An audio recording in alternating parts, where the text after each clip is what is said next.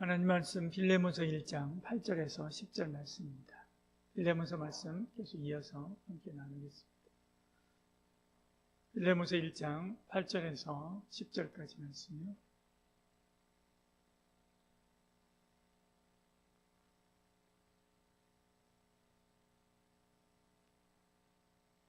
빌레몬서 1장 8절 10절입니다. 같이 읽겠습니다.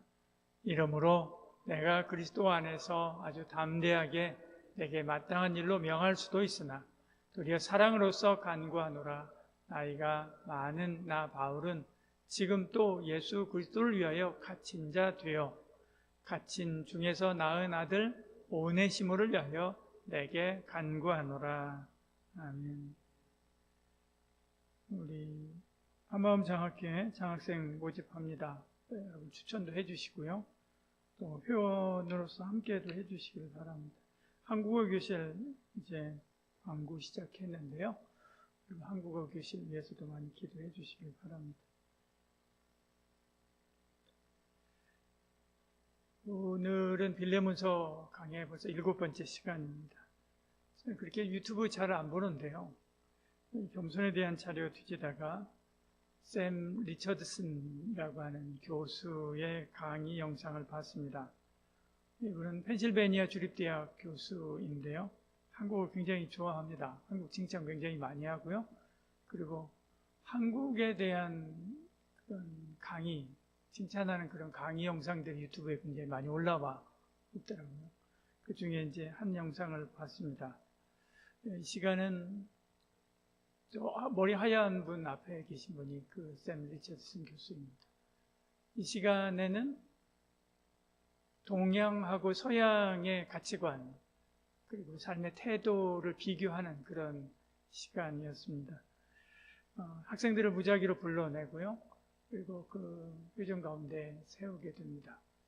그리고 동양하고 서양을 대표할 만한 두 학생을 뽑아낸 친구 중에도 뽑아가지고 이제 밖으로 내보내죠. 밖으로 내보내고 강의실 밖으로 보내고요.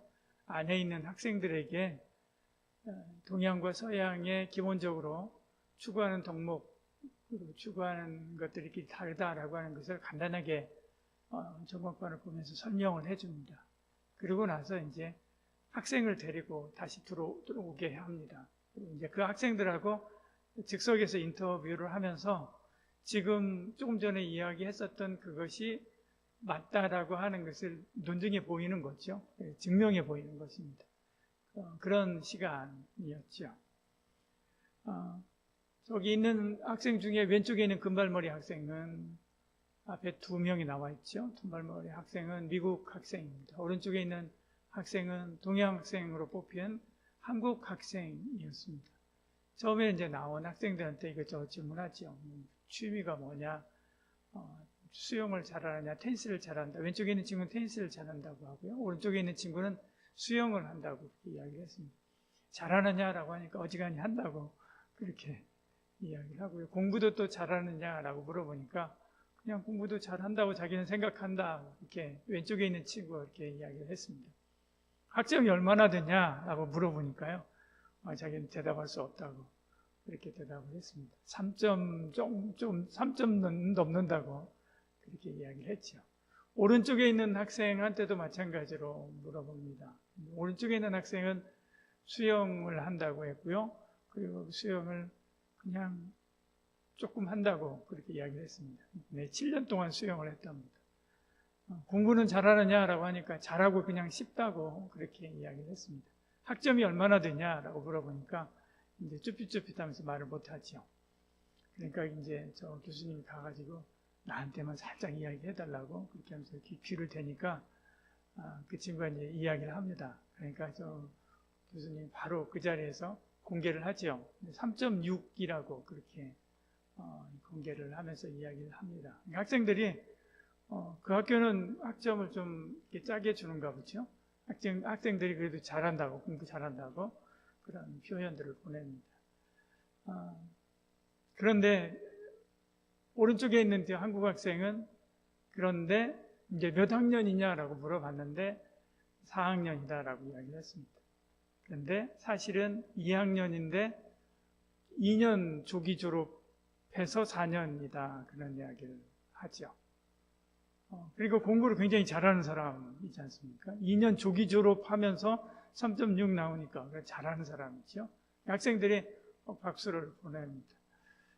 그러면서 왼쪽에 있는 학생한테 만약에 엄마라고 한다면 어떻게 하겠느냐, 이런 학생이 자기 딸이라고 한다면 어떻게 하겠느냐, 그러니까 날마다 동네방네 다 돌아다니면서 딸 자랑한다, 그렇게 이야기를 했습니다. 오른쪽에 있는 친구한테 이야기하니까 사람들한테는 이야기를 잘 하지 않는다, 그렇게 이야기를 했습니다. 그러면서 그래도 자기를 자랑스러워하기는 하는 것 같다, 그렇게 대답을 했습니다. 확연하게 동양하고 서양하고 대하는 태도가 확연하게 다른 것을 그 자리에서 드러내 보이고요. 그리고 나서 이제 원래 하려고 했었던 그런 주제의 내용들을 이야기를 했습니다. 서양 사람들은 기본적으로 태도 자체가 기본적으로 교만합니다. 자기를 높이고요. 최대한 자기의 잘하는 것을 드러내고 부각시키려고 합니다. 다 그렇지는 않겠지만요. 서양 사람들은 겸손을, 겸양을 기본적으로 최고의 덕목으로 알고 있고요. 또 그렇게 생활합니다. 저와 여러분도 마찬가지로 겸손은 좋은 것이다 라고 하는 생각을 하고 그렇게 살려고 애를 쓰지만 잘 안 되는 경우들이 많죠. 그렇습니다. 오늘은 이런 겸손에 대한 이야기입니다. 물론 성경도 마찬가지로 겸손을 최고의 덕목 중에 하나로 뽑습니다. 하나님이 교만한 자를 물리치고 겸손한 자에게 은혜를 베푸신다, 이렇게 말씀하죠. 겸손의 반대편에는 교만이 있습니다. 성경은 이 교만을 모든 악의 앞잡이, 원흉으로 말씀하면서 극히 경계하고 있는 것을 보죠. 우리도 겸손에 대해서 많이 배우지만 사실 겸손하지 못할 때가 참 많이 있습니다. 그러나 성도는 겸손해야 합니다. 우리가 믿고 또 따르는 주님이 겸손하신 주님이었고요. 그 주님이 우리 보고 겸손하라, 그렇게 말씀하셨기 때문에 그렇습니다. 바울도 마찬가지로 무척 겸손한 사람이었습니다. 오늘 성경에는 그런 바울의 겸손의 모습이 아주 확연하게 잘 드러나 있는 것을 봅니다. 우린 지난주에 빌레몬서의 말씀을 함께 나누면서 우리 가지고 있는 그 믿음이 위로는 하나님의 사랑, 옆으로는 성도의 사랑으로 표현되고 나타난다라고 이야기했습니다. 그 나타난 사랑이 교회 공동체 밖으로는 선한 능력이 되어서 그리스도께로 많은 사람들을 이끌고 인도하고요. 그리고 교회 안에서는 성도들에게 평안함을 준다, 그렇게 이야기를 했습니다. 그러면서 그런 모습들이 바울에게 기쁨과 위로가 되었다, 그런 이야기를 했었죠. 에베소에서 수고하며 애쓰며 내가 복음 전한 그런 결과가 이렇구나, 그래도 애썼던 보람이 있네 라고 하면서 바울이 그렇게 고백했던 것입니다. 1절, 5절, 1절부터 7절 말씀하죠. 같이 읽어볼까요? 주 예수와 및 모든 성도에 대한 내 사랑과 믿음이 있음을 들으니 이로써 내 믿음의 교제가 우리 가운데 있는 선을 알게 하고 그리스도께 이르도록 역사하느니라. 형제와 성도들의 마음이 너로 말미암아 평안함을 얻었으니 내가 너의 사랑으로 많은 기쁨과 위로를 받았느니라 말씀하지. 5절은 믿음이 있다라고 이야기하고요. 6절은 그 믿음이 나타난다는 거죠. 그 믿음의 교제가 밖으로는 하나님의 선한 능력이 나타나 사람들을 그리스도께로 돌아오게 하고, 7절에서는 그렇게 이야기하죠. 형제여 성도들의 마음이 교회 공동체 안에서 그로 말미암아서 평안함을 얻고, 그리고 바울이 그것을 듣고 기뻐하고 위로를 받았다, 그렇게 이야기를 하고 있는 것입니다. 오늘 본문은 거기에 이어서 이제 8절에 이러므로 라고 하는 이야기로 시작하죠. 그러므로 라고 하는 말로 시작합니다. 본론을 꺼내는 거죠. 이제부터 이제 바울이 사실은 실제로 하고 싶은 이야기를 하는 것입니다. 지금까지 내가 너를 보고 기뻐하고 평안을 얻었는데 지금부터 내가 이야기하는 이 부탁도 들어달라. 그래서 세상에는 하나님의 선이 나타나고 선한 능력이 나타나고, 그리고 나한테는 기쁨과 평안이 되게 해달라 하는 그런 이야기를 하는 것입니다. 14절, 20절 이야기합니다. 읽어볼까요? 다만 내 승낙이 없이는 내가 아무것도 하기를 원하지 아니하노니 이는 너의 선한 일이 억지같이 되지 아니하고 자유로 되게 하려 함이라. 20절에도요. 오 형제여 나로 주 안에서 너로 말미암아 기쁨을 얻게 하고 내 마음이 그리스도 안에서 평안하게 하라. 이렇게 말씀하는 거죠. 사실은 바울이 빌레몬에게 이것을 그냥 명령해도 되는 위치였습니다. 그런데 이렇게 바울이 조심스럽게 편지까지 쓰잖아요. 편지까지 써가면서 부탁하고 있는 것을 보지요. 바울도 그 이야기를 합니다. 1장 8절에요. 이러므로 내가 그리스도 안에서 아주 담대하게 내게 마땅한 일로 명령할 수도 있으나, 명령할 수 있다는 거예요. 그럴 위치에 있다는 것입니다. 사도적인 권위로 명령할 수 있습니다. 그러나 그는 그렇지 않았습니다. 대신 사랑으로 간구한다라고 이야기합니다. 9절에요. 도리어 사랑으로서 간구하노라 그렇게 이야기하죠. 사도적 권위도 사용하지 않고요. 연장자로서의 권위도 쓰지 않고요. 스승으로서의 권위도 사용하지 않고요. 교회 지도자로서의 권위도 사용하지 않습니다. 빌레몬은 바울에게 빚진 것이 있습니다. 뒤에 가면 이제 빚진 것에 대한 이야기도 잠깐 하는데요. 빚진 것이 있습니다. 그러니까 체주로서의 어떤 그렇게 이야기할 수 있는 영향을 끼칠 수 있는 그런 힘이 있음에도 불구하고 그것도 하지 않는 것이지요. 그냥 한 자연인으로서 부탁하고 간구하고 있는 것입니다. 지금 이 사건을, 빌레몬의 이 사건을 오늘날 우리로 번안해서 설명을 하면 이런 것일 수 있습니다. 빌레몬은 어느 대기업, 큰 대기업의 골로새 지점의 지점장이라고 할 수 있습니다. 오네시모는 그 지점의 직원인데요. 사고를 치고 도망가 버린 거죠. 우연하게 그 대기업의 사장인 바울을 이 오네시모가 만난 겁니다. 그래서 바울이 이 오네시모를 만나서 설득을 하고 그리고 다시 재교육을 시켰습니다. 그리고 나서 바울이 이제 빌레몬에게, 지점장인 빌레몬에게 이 친구 내가 쓸만하니까 내가 데려다가 경영전략팀에서 쓰고 싶다. 그냥 그렇게 말 한마디 하면 되는 거예요. 아니, 말하지 않고요. 그냥 인사명령만 딱 내려도 그렇게 할 수 있는 위치에 있는 사람입니다. 그런데 그러지 않는다. 그렇게 말씀하고 있는 것을 보죠. 거기다가 지금 골로새 교회는 이 빌레몬이 있는 회당장으로 있는 저 교회 섬기고 있는, 장로 섬기고 있는 이 골로새 교회는 여러 많은 어려움이 있습니다. 그래서 바울에게 도움을 청합니다. 바울이 편지를 써요. 골로새서를 써요. 그래서 그 편지를 두기고하고 오네시모의 편에 붙여서 보내는 거예요. 지금 골로새 교회도, 빌레몬이 있는 골로새 교회도 바울의 도움을 요청하고 있는 형편이지요. 그리고 바울이 이 문제를 깨끗하게 처리해 줍니다. 그러니까 바울이 그냥 명령만 해도, 아니 그냥 이야기만 해도 될 문제입니다. 그런데 겸손한 자세로 빌레몬에게 부탁하고 있는 것이죠.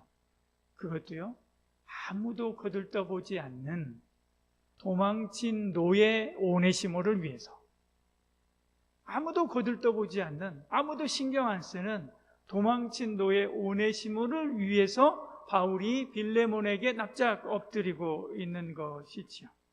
만약 빌레몬이 듣지 않으면 면목이 없지 않습니까? 그럼에도 불구하고 그렇게 될 줄 믿는다라고 하면서 편지하고 있습니다. 하나님이 오늘 이 성경을 통해서 저와 여러분에게 하시는 말씀이 뭡니까? 바울이 겸손한 것처럼 너희도 겸손해라.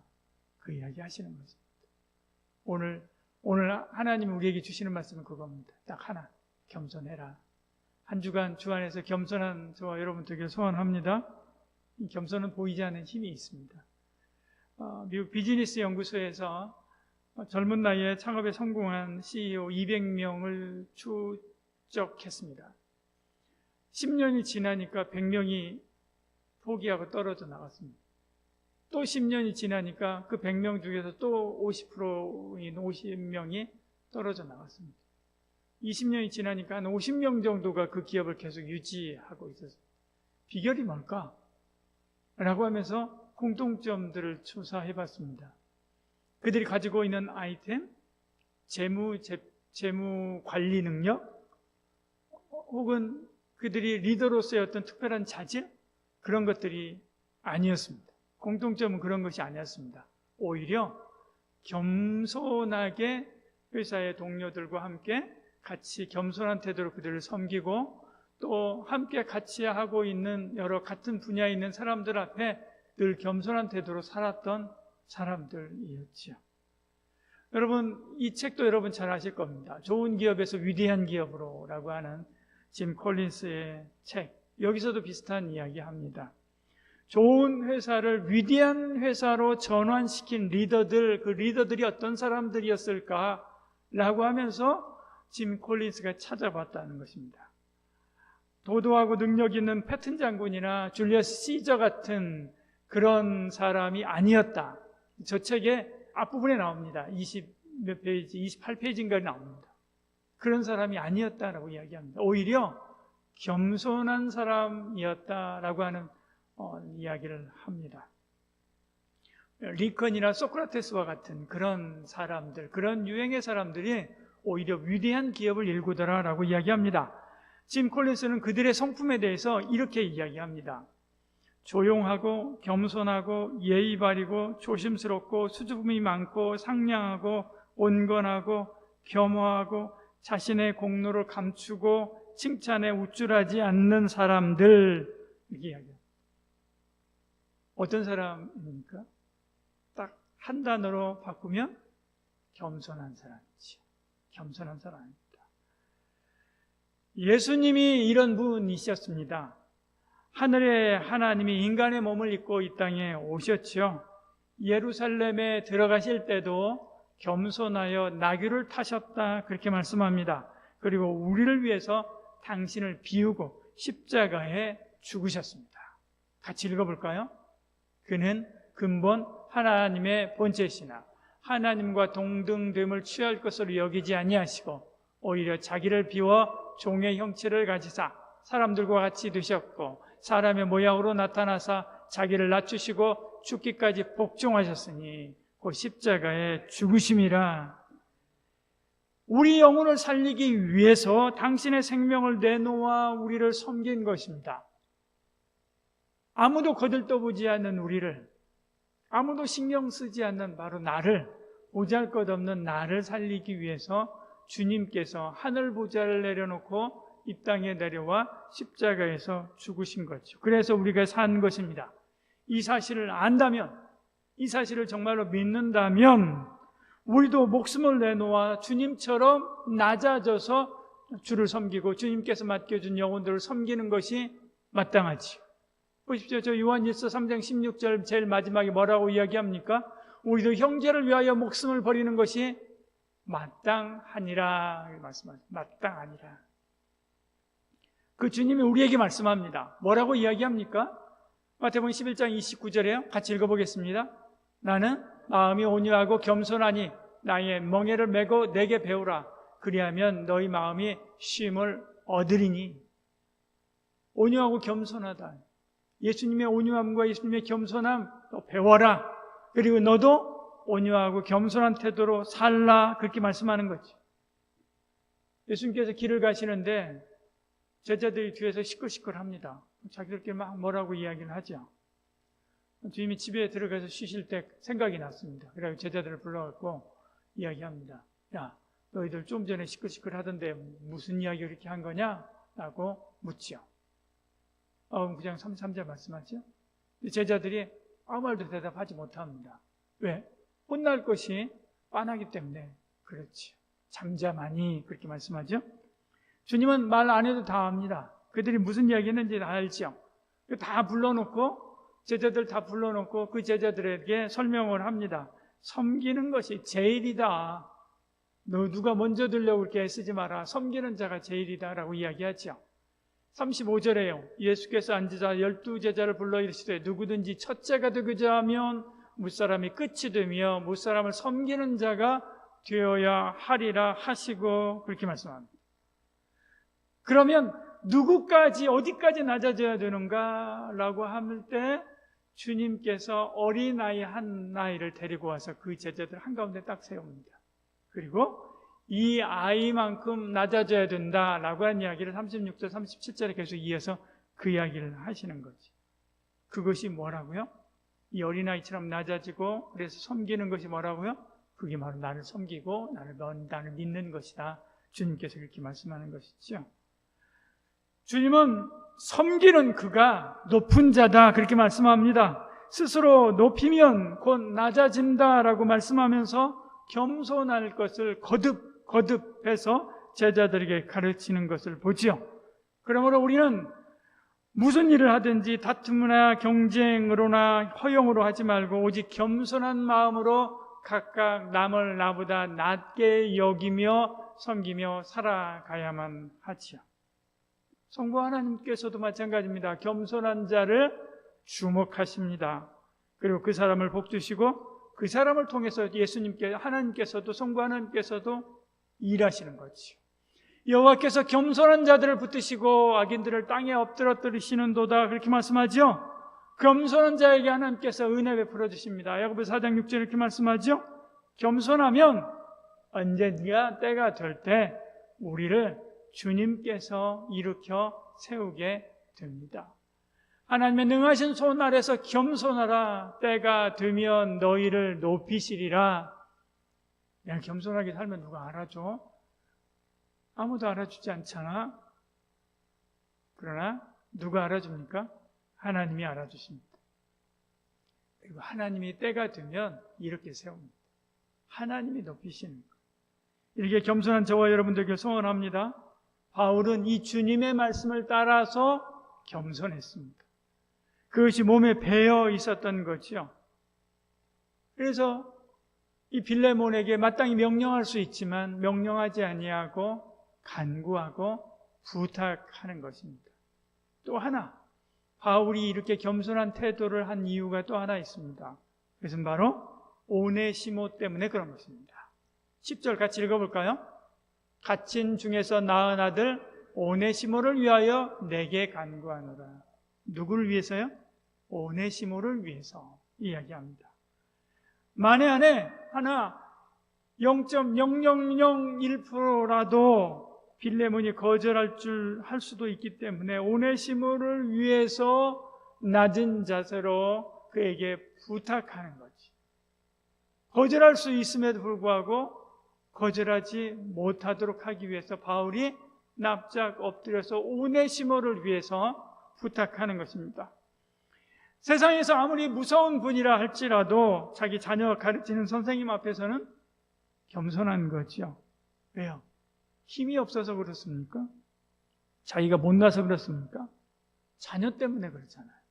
자기 자녀한테 조금이라도 안 좋은 영향을 미칠까 봐서. 그래서 그러는 것입니다.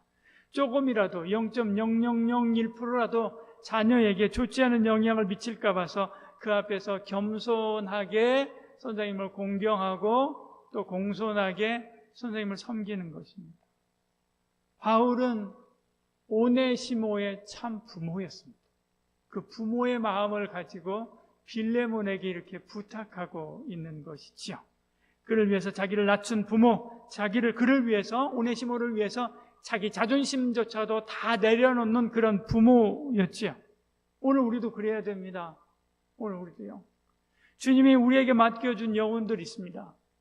그 영혼이 아직 예수 믿지 않고 세상 밖에 있을 수도 있습니다. 어쩌다 교회 왔다 갔다 하는 수준일 수도 있고요.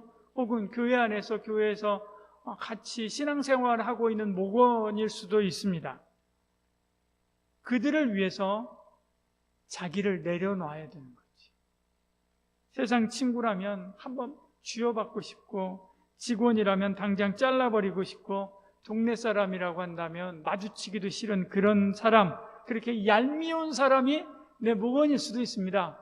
내가 마침 전도하려고 하는 사람이 알면 알수록 그렇게 얄미운 사람이 있을 수도 있어요. 그럼에도 불구하고 참고 인내하며 겸손한 마음으로 섬겨야 되는 것이지요. 왜냐하면 내가 주님 앞에 그런 사람이었기 때문에 그렇습니다. 주님이 그런 나를 위해서 겸손하게 엎드려 십자가 짊어지시고 그리고 죽으셨기 때문에 그렇습니다. 그는 내가 목숨을 다해 섬겨야 될 영적인 자녀이기 때문에 주님이 나를 위하여 그러신 것처럼 나도 그렇게 그들을 섬겨야 하는 것이지요. 바울을 위해서 모든 수치를 짊어지고 십자가에 못 박혀 죽으신 예수 그리스도처럼 이제 그가 오네시모를 위해서 자존심을 다 내려놓고 제자여 나이가 한참 어린 빌레몬에게 이렇게 간구하고 있는 것이지요.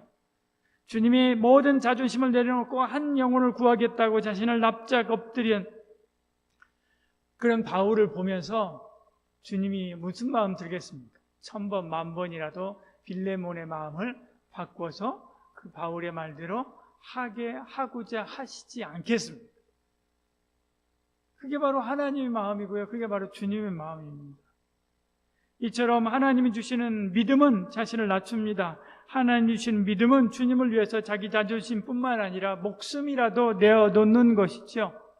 근데 저와 여러분, 우리는 어떻습니까? 자존심 때문에 전도하지 못하는 경우가 많습니다. 전도하려면 괜히 아쉬운 소리 하는 것 같아서 그런 느낌이 들기 때문에 그렇죠. 어떤 분은 교인이 이제 전도하기 위해서 열심히 섬기는 것을 보고 어느 날 이 사람이 자기를 전도하려고 한다라고 하는 그 사람이 압니다. 그래? 한번 해보자 라고 하면서 오늘은 이것도 심부름시키고 내일은 저것도 심부름시키고 별걸 다 시켰답니다. 별치사한 것들을 다 시켰는데도 불구하고 그 사람이 묵묵히 자기를 끝까지 주님이 하시는 것처럼 그렇게 하시는 것을 보고요. 그 사람이 자기 손 들고 항복했습니다. 그 사람이 예수 믿었습니다. 그 사람이 하는 이야기입니다.